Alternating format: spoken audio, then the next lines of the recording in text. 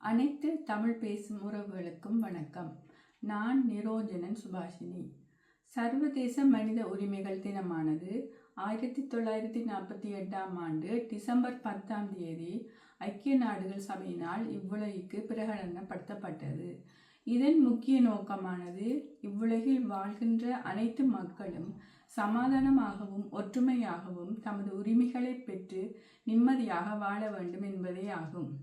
ஆகவே பிரித்தானியாவில் இயங்கி வருகின்ற தமிழ் தகவல் நடுவம் TIC நடத்தும் சர்வதேச மனித உரிமைகள் தினமானது 2024 ஆண்டு December 14 Woodbridge high school, Saint Barnabas road, Woodford green, Essex 1G8 7DQவில் மாலை 2 மணி தொடக்கம் 6 மணி வரை நடைபெற இருக்கிறது.